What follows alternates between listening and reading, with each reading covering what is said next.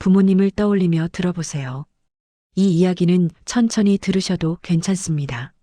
잠시 눈을 감고 들어도 괜찮은 이야기입니다. 비석에 가까워질수록 울음소리는 더욱 뚜렷해졌습니다. 그곳에는 화려한 꽃바구니 대신 김이 모락모락 나는 컵라면 2개가 놓여 있었습니다. 낡은 옷을 입은 어린 남매였습니다. 작은 손을 모으고 어깨를 들썩이며 아이들은 마치 세상이 무너진 듯 울고 있었습니다. 얘들아, 여기서 무엇을 하고 있니? 아내의 떨리는 물음에 고개를 든 아이들. 그 순간 우리 부부는 그 자리에 얼어붙고 말았습니다. 아이들의 맑은 눈망울과 꾹 담은 인매가 사진 속에서나 보던 우리 아들의 어린 시절과 너무나도 닮아 있었기 때문입니다. 아들의 비석 앞에 멍하니 서 있던 우리 부부는 서둘러 멀어지는 아이들의 뒷모습을 바라보았습니다. 가난이 덕지덕지 묻은 낡은 외투, 하지만 그 작은 어깨가 내뿜는 슬픔은 백만장자인 우리의 그것보다 훨씬 더 무거워 보였습니다. 여보, 저 아이들 좀 보세요. 아들 어릴 적이랑 어쩜 저렇게. 아내는 채 말을 잇지 못하고 가슴을 부여잡습니다. 눈매, 코끝, 심지어 울음 섞인 목소리까지. 죽은 아들이 마치 어린 시절로 돌아와 우리 앞에 나타난 것만 같습니다. 아이들이 서둘러 떠난 자리에는 온기가 가시지 않은 컵라면 2개가 남겨져 있었습니다. 화려한 제사상도 값비싼 꽃도 아니었지만 그것은 아이들이 가진 전부였을지도 모릅니다. 남편이 조심스레 바닥을 살피다 무언가를 집어듭니다. 그것은 낡고 해진 손수건 한 장이었습니다. 그런데 그 귀퉁이에 새겨진 문양을 본 순간 우리는 서로의 손을 잡고 부르르 떨 수밖에 없었습니다. 그것은 우리 아들이 유학 가기 전 가장 아끼던 그 손수건과 똑같은 것이었기 때문입니다. 부부는 백만장자의 명성을 뒤로하고 아이들의 행방을 직접 찾아 나섭니다.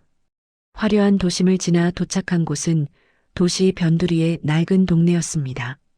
그곳에서 알아낸 사실은 우리 부부의 심장을 다시 한번 울리고 맙니다. 아이들은 인근 보육원 근처를 떠도는 부모도 연고도 없는 유랑 남매였습니다. 아내는 이제 이것이 우연이 아님을 직감합니다. 먼저 떠난 아들이 남겨진 부모에게 보내는 마지막 신호이자 간절한 부탁이라는 것을요. 우리는 아이들이 머물고 있다는 작은 판잣집을 향해 무거운 발걸음을 옮깁니다.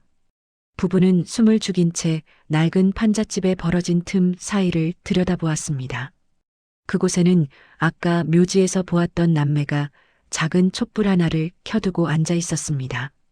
아이들의 앞에는 차가운 컵라면 한 사발이 놓여 있었고 그 곁엔 놀랍게도 우리 아들의 환하게 웃는 사진 한 장이 세워져 있었습니다. 형아, 생일 축하해. 우리 잊지 않고 찾아왔어. 오빠인 듯한 아이가 컵라면의 면발을 조금 덜어 사진 앞에 놓으며 속삭입니다. 알고 보니 아이들은 우리 아들이 부모 몰래 용돈을 쪼개어 후원하던 결식아동들이었습니다. 아들은 세상을 떠나기 전까지 이 아이들의 유일한 키다리 아저씨였던 것입니다. 부부는 문 밖에서 그 광경을 보며 무너져 내렸습니다. 내 아들이 이토록 따뜻한 일을 하고 있었다는 것을 정작 가장 가깝다는 부모인 우리는 전혀 모르고 있었습니다. 백만장자의 화려한 집보다 이 좁고 추운 방 안에서 아들의 영혼은 더 밝게 빛나고 있었습니다. 부부는 차마 문을 열지 못한 채 아이들의 슬픈 잔치가 끝나기를 기다리며 함께 눈물을 흘렸습니다. 판잣집 앞에 정적을 깨고 검은 차 한 대가 거칠게 멈춰 섰습니다. 낯선 사내들이 들이닥쳐 아이들의 팔을 잡아 끌기 시작합니다. 법적 보호자가 없으니 오늘부터 시설로 가야 한다는 냉정한 목소리가 좁은 골목을 가득 채웁니다. 아이들은 서로를 놓지 않으려 울부짖으며 아들의 사진을 품에 꼭 안고 저항합니다. 부부는 급히 달려가 아이들을 막아섰습니다.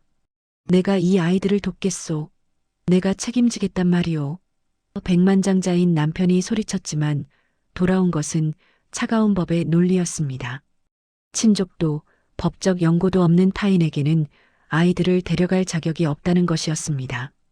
통장 속의 숫자는 산처럼 쌓여 있고 세상 모든 것을 살 수 있을 줄 알았는데 정작 눈앞에서 울고 있는 아이들의 눈물 한 방울조차 닦아줄 권리가 우리에겐 없었습니다. 아내는 무력감에 주저앉아 떨리는 손으로 아이들의 작은 손을 잡았습니다. 부의 화려함이 이토록 허망하게 느껴진 적은 없었습니다. 반복 묵상 구간 돈이 무슨 소용입니까? 사랑하는 사람을 지키지 못하는 이 돈이 무슨 의미가 있습니까? 아이들은 차가운 차 창문에 달라붙어 부부를 향해 손을 뻗습니다. 멀어지는 아이들의 울음소리가 가슴을 갈기갈기 찢어놓습니다. 아이들을 떠나보내고 돌아온 집은 전보다 더 크고 황량했습니다. 부부는 마치 죄인이라도 된 듯 아들의 방에 들어가 며칠을 나오지 않았습니다. 그러다 아들의 낡은 책상 서랍 깊숙한 곳에서 빛바랜 봉투 하나를 발견합니다. 그것은 붙이지 못한 편지였습니다. 떨리는 손으로 펼친 종이 위에는 아들의 따뜻한 진심이 빼곡히 적혀 있었습니다. 어머니, 아버지, 저에게 주신 사랑이 너무 커서 그 사랑을 조금씩 나누어 주고 싶은 동생들이 생겼어요. 그 아이들에게도 따뜻한 집과 부모님의 품이 무엇인지 알려주고 싶습니다. 부부는 편지를 가슴에 품고 통곡했습니다. 우리는 아들을 사랑한다고 입버릇처럼 말해왔지만 정작 아들이 무엇을 사랑했는지, 무엇을 지키려 했는지는 전혀 알지 못했습니다. 아들의 유언 같은 소망 앞에서 부부는 비로소 자신들이 가야 할 길을 깨닫습니다. 반복 묵상 구간 아들아, 미안하다. 내가 남기고 간 사랑을 이제야 보았구나. 내가 아꼈던 그 아이들, 이제는 우리가 지키마. 백만장자의 명예나 자존심은 더 이상 중요하지 않았습니다. 부부는 이제 아들의 소망을 이루기 위해 세상과 맞설 준비를 합니다. 부부는 아이들을 가족으로 맞이하기 위해 백만장자의 자부심을 내려놓고 가시밭길을 걷기 시작합니다. 세상은 차가웠습니다.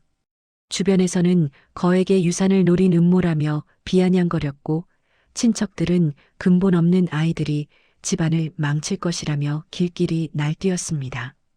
법정은 부부의 나이와 환경을 따져 물으며 그들이 진정한 부모가 될 수 있을지를 의심했습니다.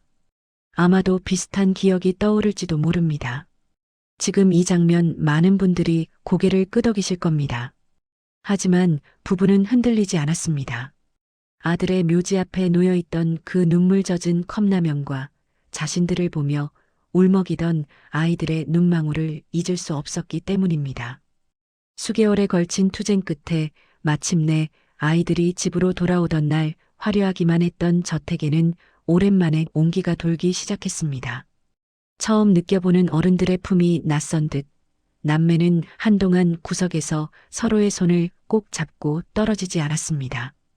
그러던 어느 저녁 식탁 앞에 앉은 여동생이 아주 작은 목소리로 아내를 불렀습니다. 저기, 아줌마가 아니라 다른 이름으로 불러도 돼요? 반복 묵상 구간 간절함은 산을 옮기고 진심은 닫힌 마음의 문을 엽니다. 부모가 된다는 것은 혈연이 아니라 기꺼이 누군가의 가시밭길을 대신 걷는 일입니다. 부부의 눈에 다시 한번 눈물이 고입니다. 이번에는 슬픔이 아닌 형언할 수 없는 벅찬 감동의 눈물이었습니다.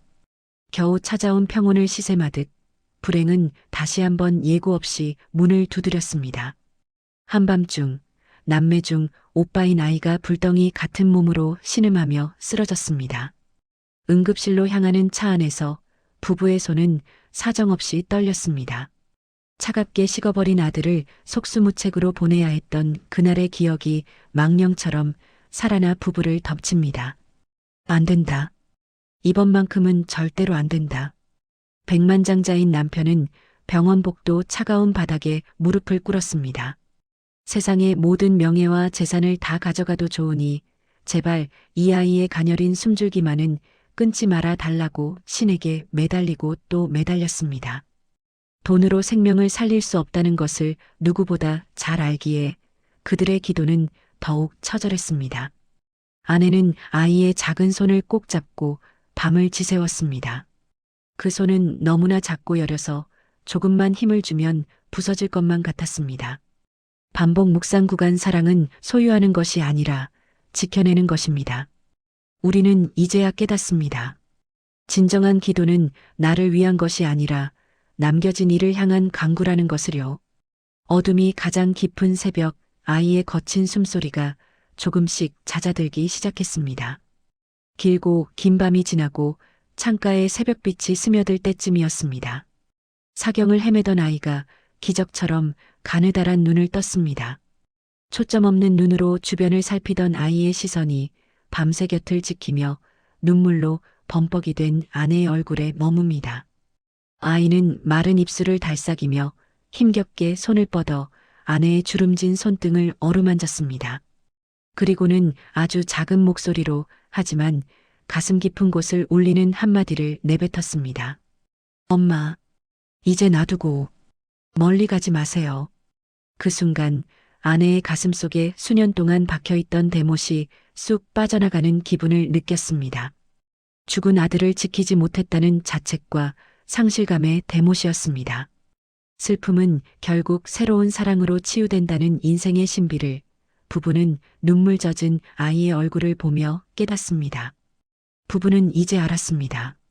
하늘에 있는 아들이 왜 이 아이들을 자신들에게 보냈는지, 아이들이 부르는 엄마 아빠라는 말 속에 먼저 떠난 아들의 목소리가 함께 섞여 있음을 느낍니다. 반복 묵상 구간 우리는 아이를 구했다고 생각했습니다. 하지만 정작 구원을 받은 것은 슬픔에 갇혀있던 우리 부부였습니다.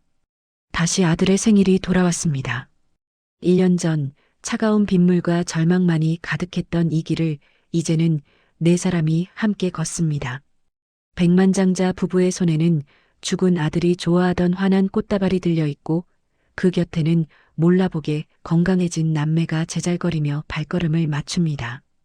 묘비 앞에 도착하자 아이들은 익숙한 듯 묘비를 닫고 정성스레 음식을 차려놓습니다. 작년 그날 눈물에 젖어있던 차가운 컵라면은 이제 없습니다. 대신 따뜻한 온기가 가득한 도시락과 아이들이 직접 쓴 편지가 그 자리를 채웁니다. 부부는 비석에 새겨진 아들의 이름을 어루만지며 속삭입니다. 아들아, 이제는 걱정하지 마렴. 내가 남겨둔 이 소중한 선물들을 우리가 끝까지 지켜낼게. 그 순간 바람에 흔들리는 꽃잎이 마치 아들의 환한 미소처럼 느껴집니다.